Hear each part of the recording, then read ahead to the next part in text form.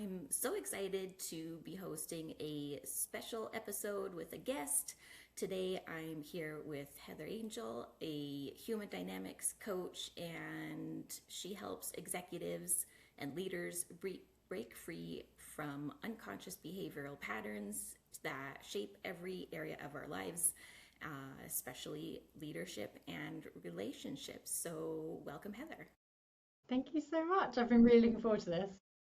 Me too, yeah, for sure. So you mentioned here that you started your career as a bank manager where you were sent into struggling branches to identify the human dynamics behind poor behavior. So I'm curious about how you got into that. Yeah, so I was a bank manager, so I got hired by the company just as a salesperson, and within 9 months they were like, "Oh, you're pretty good at this and this people stuff," so promoted me as a bank manager. Um, and then struggling branches, I would go in and without realizing it, human dynamics was my speciality all along because I would go in and kind of go, right, you're in the completely wrong position. Like a great salesperson was stuck on the tills and people that, everyone was in the wrong role. And I was like, right, I need to fix this. So I just go in and I didn't know that that's what I was doing, but I just would identify people's strengths, their weaknesses really quickly, how people work with each other. And yeah, within 3 months, every branch that they did, they just kept putting me in different branches. So every branch they put me in, I just had it turned around within a few months because when you get the people piece right, and I'm sure plenty of people who are listening to this who run businesses know that when you get the people bit right, the business bit is the easy bit. So yeah, that's how I sort of fell into it really. Do you think that's like a gift you always had, or it just kind of came out in this position? Yeah, I think we're all blessed with unique gifts that show up in different ways. And when I look back at even when I was 15 and doing some, it was really easy back then because I'm quite old, to get a job when you were 15, just working as a receptionist in a beauty salon. I was helping out the owner like within a few weeks. They were like, "Oh, here, have the keys." I took care of bookkeeping and took care of the stock check, and I was the sounding board for the staff. And I was like, I didn't realize at that time, obviously, what I was doing. I was just really good at helping people identify behavior patterns, even back then. So I look back at every job I've had, I was promoted really quickly. I was always in leadership in some way, shape, or form. Mm. Um, and then obviously running my own business, I am my own boss, which is great. But yeah, I think we all have these. I think we're all blessed with some kind of gift, and we might not see it until maybe a little bit later on in life, but we kind of go, oh yeah, it's always been there. Mm. So, on the line of identifying behavioral patterns, like I'm super curious, so I know my audience is curious. Why do we know what we need to do for our health but still struggle to do it? Oh, yeah, I mean, we could literally spend probably an hour just talking about that one point. I'm sure you've got so many examples of clients who come to you this with like, why can't I change this? And I think there's so many things. So uh, from a very basic level, the way our brain works is the part of the brain that wants to do something and is in charge of desire is not the same part of the action taking part of the brain. So that's our first stumbling block as a human anyway. So we all have that challenge to overcome that yes, we might know what we want and we know what we need to do, but then there's that little part on our shoulder that goes, yeah, yeah, the part of you that needs to take action doesn't really feel like doing that today. So there's us getting in our own way.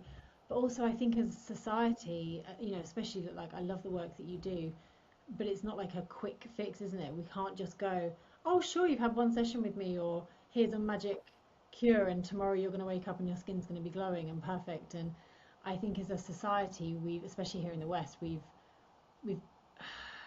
come to expect some kind of quick fix. Like there's got to be a quicker way, an easier way, a 7-day challenge that will just clear everything up and everything will be fine. Whereas actually, so many things when it comes to health, it is really about the really boring stuff and the repetitive actions that over time we can then look back and go, wow, that was the best thing we did, right? Because I think that's the problem with a lot of people that fall into poor health is that, the McDonald's every weekend was fine until 20 years later it's not. And like it's these things that we just don't realize unfortunately are doing us harm until we get to that point where the doctor goes, by the way, there's something wrong.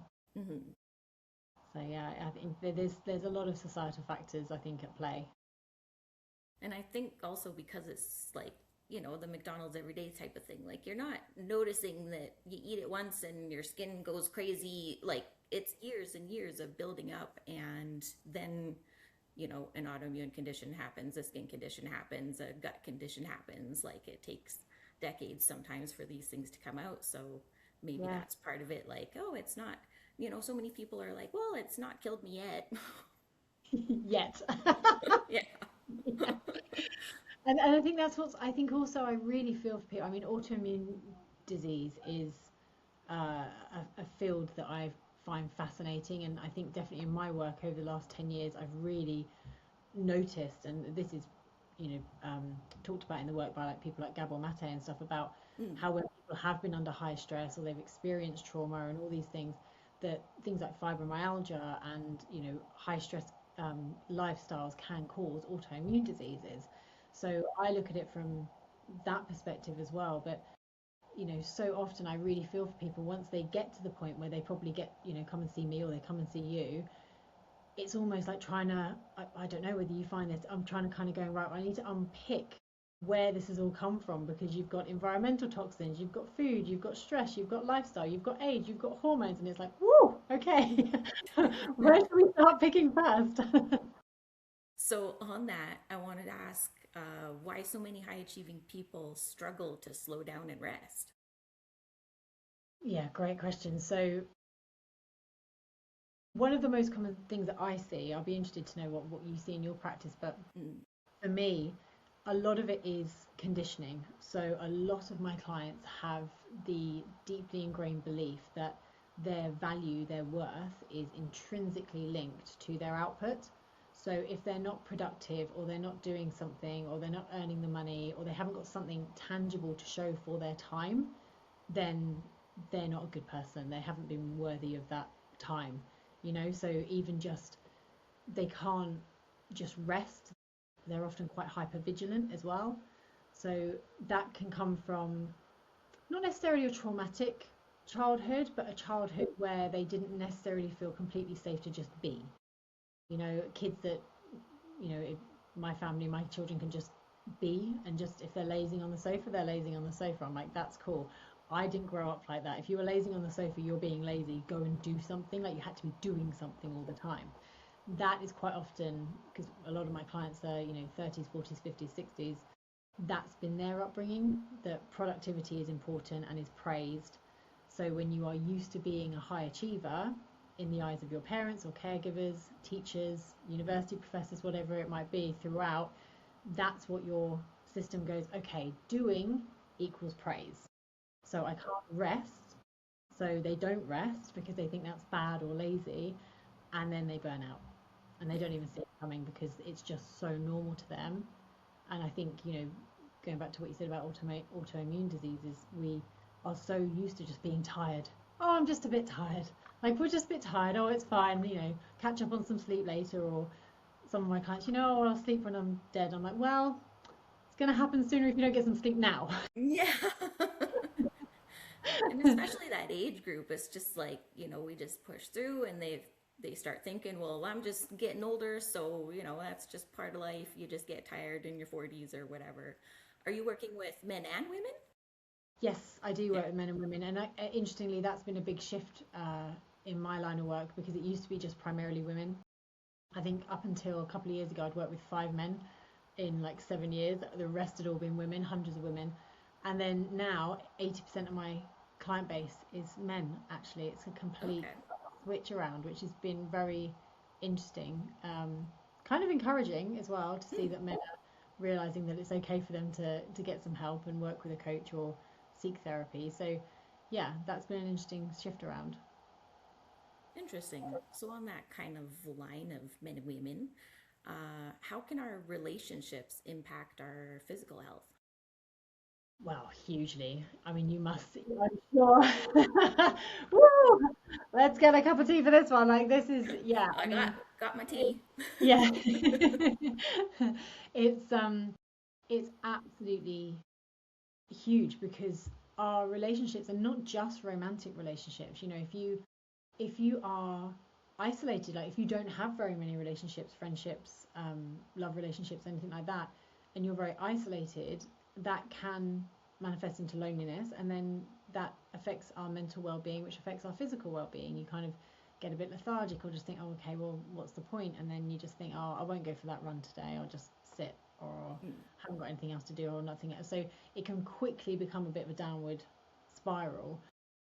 But love relationships, just huge. And I think we're seeing such a strange, we're living through a very strange time when it comes to love relationships anyway, with the, as soon as the apps came out and things, all of a sudden everyone's got all this choice, and that can be incredibly overwhelming. I've lost count of how many single women I know and work with who are just like, I'm done, I'm just taking myself off the market, that is it. And I'm like, okay, so for a lot of people, being alone is safer for them as far as they're concerned, for their nervous system, for their own peace of mind. Being alone feels much, much nicer than being in a relationship, because there's so much toxicity and stress around relationships, or that's certainly been their experience, so they don't want to go back there. So it's fascinating. But if you're in a marriage, for example, and you don't have that support of your partner, if your nervous system doesn't feel like it can be at rest and at peace with that partner, then that's a problem, because you're in your sympathetic nervous system, and you're in that kind of fight or flight and not really quite sure what's going on, walking on eggshells, or not really feeling like you can be heard. That really impacts mental and physical health. And I see that a lot in couples. One person has a skin condition, the other doesn't. The person who doesn't understand. Like it's just this constant itchiness that I hear a lot of the other person saying, well, just stop itching. Well, it's you can't do Oh, it. thanks. If only I knew that was the solution. Great. Right. And so, that brings up a lot of frustration in the relationship. There's no support. Like, hey, go out, do a program like I have. They don't want their partner to spend too much money on something like this. So then there's the financial stress in there. So, yeah, I definitely see these relationships impacting physical health as well. Yeah, and it must really impact intimacy as well. Like if you're, I can only imagine, like if if your skin, I did have a client once, I don't know what it was, I can't remember the name of what it was, but it literally hurt her to be touched on her skin for, I think it was about 6 months she had it. Wow. And her partner just couldn't get his head around it. And I'm like, well, who's going to want to be cuddled and touched and stuff if it actually causes you pain? So Yeah. yeah, it would impact hugely, but that lack of understanding is really sad, right? Like it's really sad, whether it's male or female, not understanding the other person. But when that person is your partner, it's, empathy is supposed to be kind of part of the contract, right? Yeah. uh, so I guess my biggest question is, the whole behavioral patterns here, just kind of working with that with our health. Do you have like, some quick suggestions? Like, how can we start to take some actions where our body isn't fighting us, our mind isn't fighting us, where we can be like, okay, these are 3 things that I can do, or 5 things that I can do, or just like a mantra or something to help me break past that. I know I don't really want to do it today. Yeah, so there's loads of things we could talk about, but I think one of the, in terms of a mantra or something that my clients hear me say all the time, is that nothing changes if nothing changes. So I won't work with someone if they say, if after a few sessions they're like, haven't done the homework, they are like, oh yeah, I was going to do that, but I didn't, blah, blah, blah. Like, I will be very clear that we will be spending the next few sessions getting them to get over that stuff and actually do the actions. Otherwise, there's no point paying me, because you're literally paying me for nothing, because the results come from the actions that they do. And so one of the things I tell my clients is that it's the it's the pattern interrupts in the moment. They are the most pivotal, amazing things. So yes, they can, work with people like ourselves, and they can be like really fired up and like, yeah, in the session, yeah, I'm going to do this and I'm going to do that, and they can commit to things. The next day when they wake up, when they go to think about putting on their running shoes and that brain goes, oh, actually, what we could do, that's the time to pattern interrupt. Before it even gets hold of your brain and go, well, we could just check our emails first. Or if we do this, oh, actually, I could go for a run tomorrow. No, no, no, because tomorrow won't come.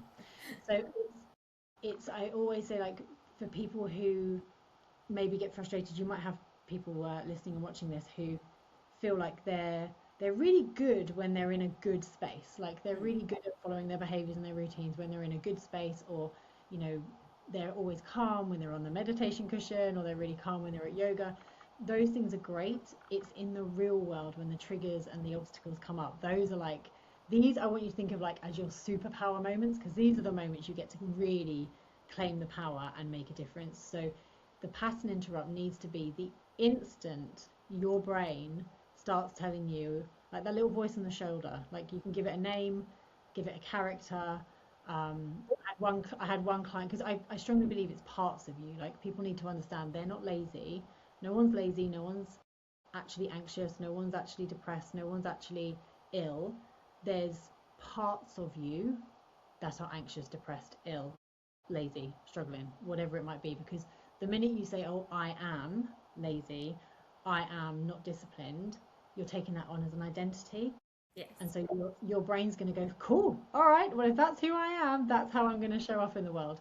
So that little part of you that's not wanting to put on the running shoes, not wanting to take your supplements, really wants to drive into McDonald's but knows it needs to drive to the supermarket instead, that little part of you, give it a character, give it a color, give it a name, whatever is a good visual aid for you.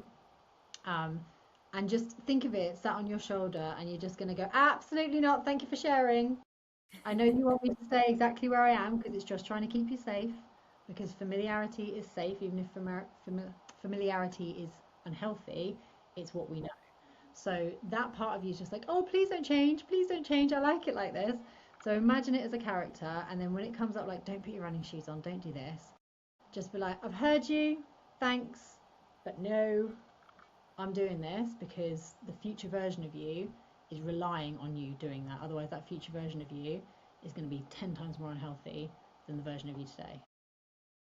I love that identity shift, like, seeing it as different parts of you because, yeah, so many people identify, well, I have eczema, I have psoriasis, it's never going to go away. So they just kind of take that on as an identity. So, yeah, that's a brilliant shift.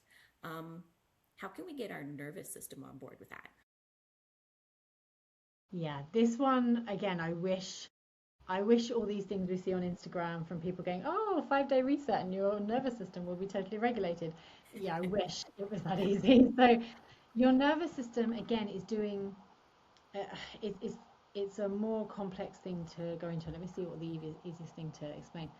So everyone has a window of tolerance. That's probably the easiest thing to explain it. So um, everyone has a window of tolerance, and then when our stress levels and overwhelm go above that window of tolerance, that's when we fall into that fight or flight. That sympathetic nervous system kicks in, and it's just everything's just too much.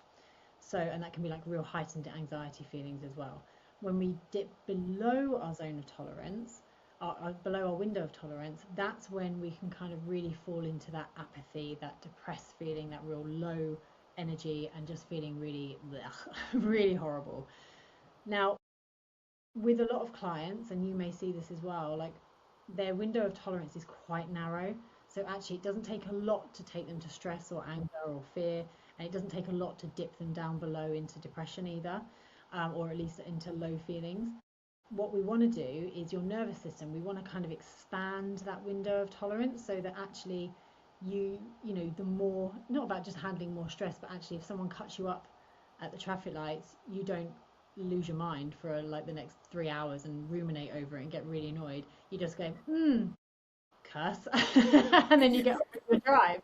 I don't want to swear on your channel, but yeah. So, and the same thing, like you don't want to be always dipping down into a really low state that's hard to drag yourself back up from. You want to get to a point where you're like, okay, feel a little bit low today, and that thing was sad, but you're able to just bring yourself back up.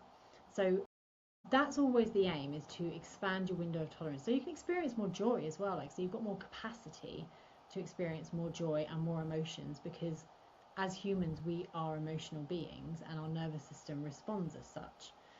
So in terms of trying to get your nervous system on board, what you have to understand is that we often as humans don't complete the loop that our nervous system is trying to do. So if we get really scared, or we have a traumatic experience, or we're under high levels of stress or sadness, if we kind of experience that and our nervous system doesn't get to actually release that emotion and process it completely, it holds into our body.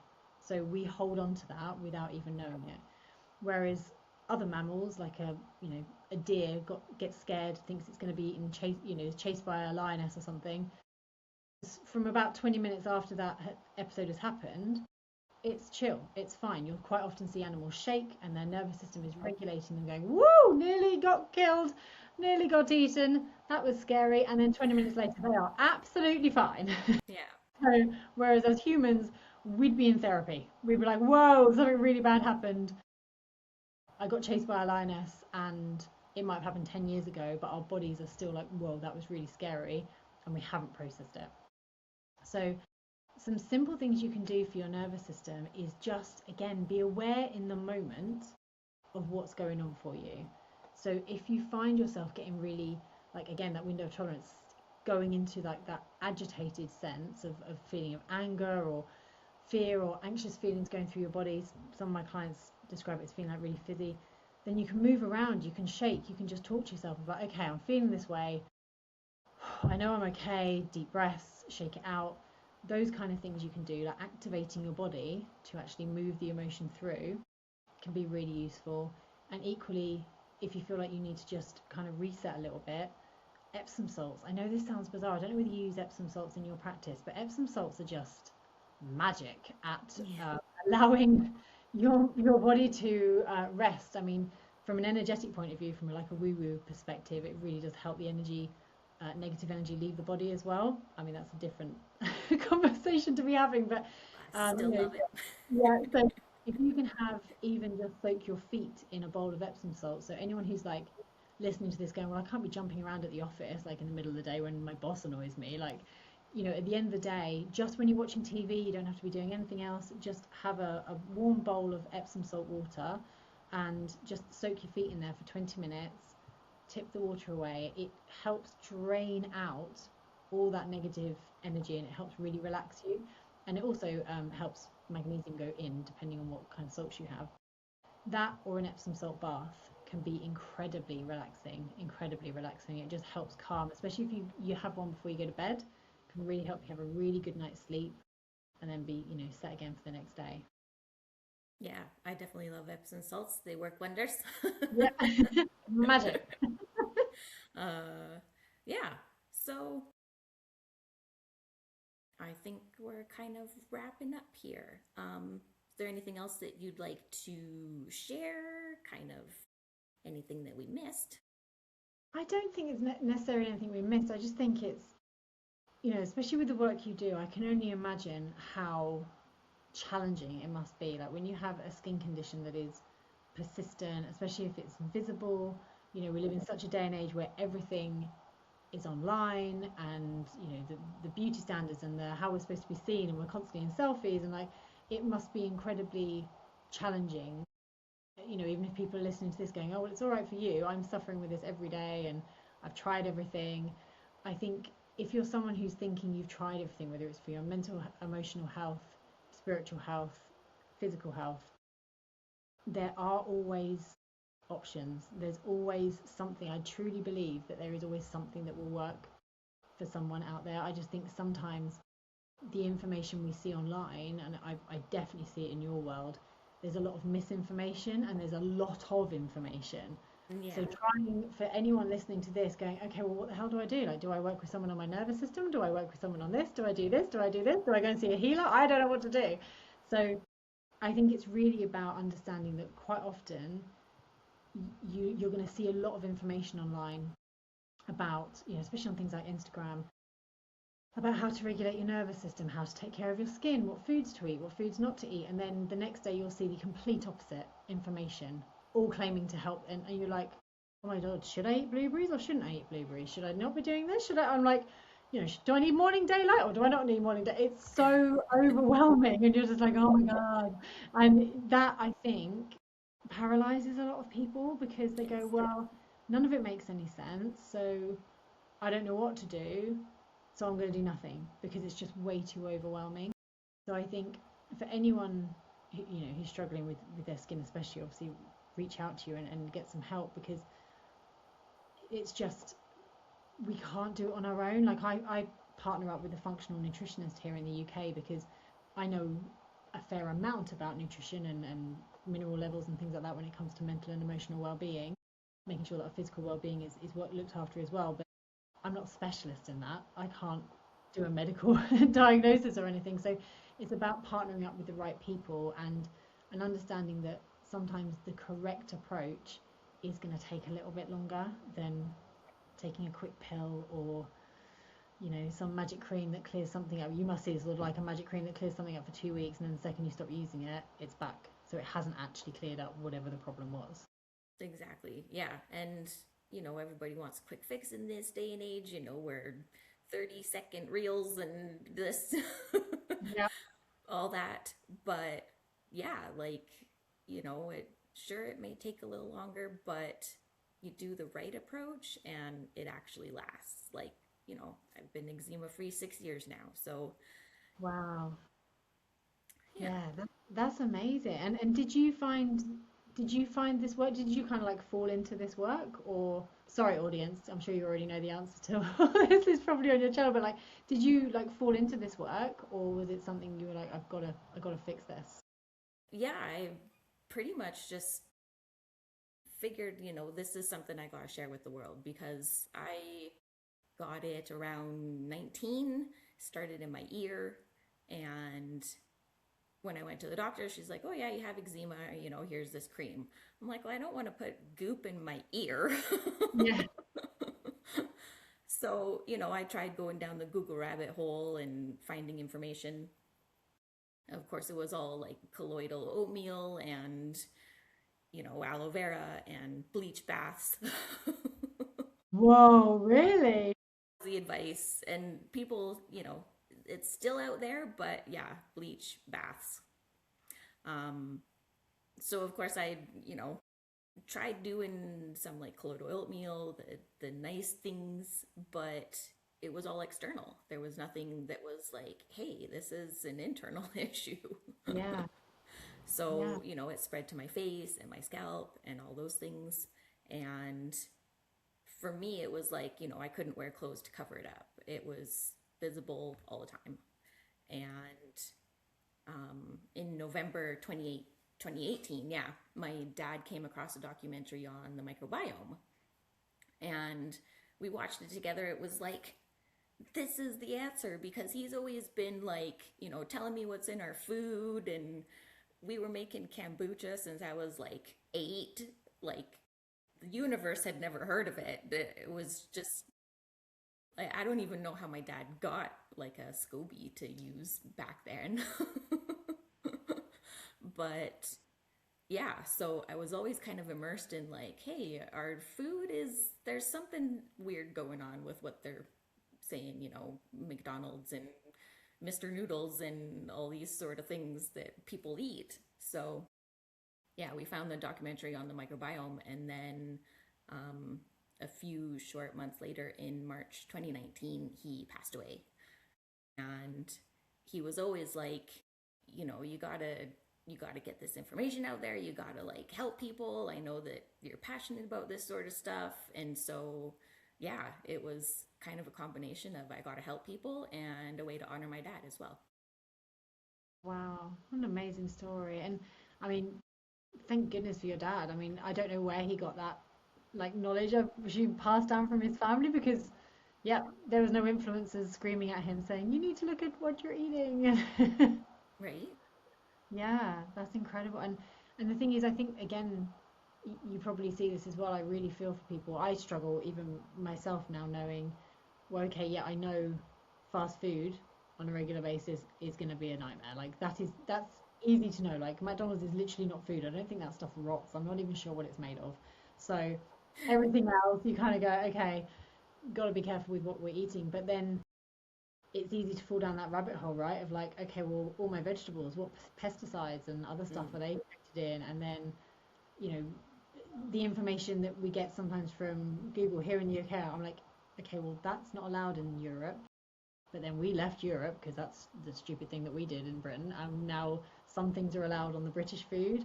And then in America, you seem to have your own interesting rules on like what can be sprayed on your foods and stuff. And some Right? things are banned. I'm like, oh my goodness. So even just like, what's on my broccoli? It was like, well, it depends where it came from. So short of becoming my own organic farmer, I'm like, oh my God, it's so difficult to know. And I think, for people like ourselves, we're lucky enough to be in this world and kind of be immersed in it and have contacts and have people that we can kind of go, hey, have you read this study or have you seen this or this has come out? Um, but for the general public, I can't even. No wonder they just eat, takeaways and stuff because it must just feel so overwhelming otherwise because they're just like, well, nothing's healthy anymore. The fish is full of mercury and the vegetables are covered in toxins, so I might as well just have a Domino's pizza. Right? Yeah, like I live in, there's like fruit farms and markets and like everything around here. You can get all sorts of fresh fruit everywhere, and people still go to the grocery store. Like when I moved here, I'm like, oh, what's the best market? Because they're like 10 in a, you know, kilometer road stretch type of thing. Like there's so many. And so I was asking around when I moved here, like, what's your favorite place? And I just go to the grocery store. I'm like, are you kidding? We have like fresh markets lining our streets. Wow. People would still rather buy their fruit and veggies at the grocery store. Yeah, it's yeah, and that's the thing. It's convenience, right? Like I suppose it's just convenience and what we've been taught, and I'm a lot older than you, but it's certainly, back when I was a kid, there weren't really supermarkets. You would go to a supermarket for like your big shop of like tinned stuff and like we'd have a pantry and it would just be full of like all your tinned goods. Honestly, I mean 1980s thinking, honestly, we would have survived the apocalypse. We just had tinned goods everywhere. I don't know what we were stocking up for. That's from having parents who lived through wars, I guess. So Yeah. but still, meat was from the butchers, fresh Mm. fruit and vegetables was from the local grocers, and fish was from a fishmonger. Like those foods you didn't buy, they were in supermarkets, but you didn't buy them from a supermarket. And now all those shops are gone. They just don't even exist anymore. So, Yeah, it's crazy how fast things change. yeah, Like, exactly. That's then that's back from when I can remember. So, in over 30 years, it's not a long time in human history. We've gone from real food from real people in real shops to I don't know what. This yeah. stuff that we buy in packets that says, hey, it's one of your five a day. I'm like, how? It's not even grown from the ground. Mm. So Yeah, yeah, it's it's crazy. yeah. So I think, my last message would be to anyone listening to this is like, don't be too hard on yourselves. Like even Mm. professionals like ourselves, it's challenging. It can feel like a full-time job sometimes doing the right thing. But if you put the 80/20 rule on everything in life, I reckon you're okay. So if 80% of the time you're clean eating and you're taking really good care of yourself, that 20% of the time, unless you are actually chronically ill and you need to follow a real strict protocol, for most of us, follow the 80/20 and you'll be okay. But you just got to figure out that 80%, get that bit right. Yeah, that's definitely something I always talk about. Like, especially high achievers, they're like, oh, I gotta do everything right. I gotta follow the diet protocol. I've gotta figure out the perfect plan. Yeah, yeah, definitely. And then the perfect plan causes so much stress that they end up with a flare up anyway. And it's like, Yeah. well, Exactly. yeah, definitely. Well, it's been awesome chatting with you. If people want to check out more of your work, how can we find you? The best way is just my website because that's got all my social links on it. So that's heatherangel.co.uk. Instagram is where I'm most active. So that's heatherangel underscore, I believe. But everything's on my website. Perfect. And yeah, we'll share all the links in the description. And yeah, I guess that's all. Amazing. Thanks so much Okay. for taking the time to have a conversation with me. And yeah, Yeah, it's been great fun. Thank you so much. awesome. Thanks.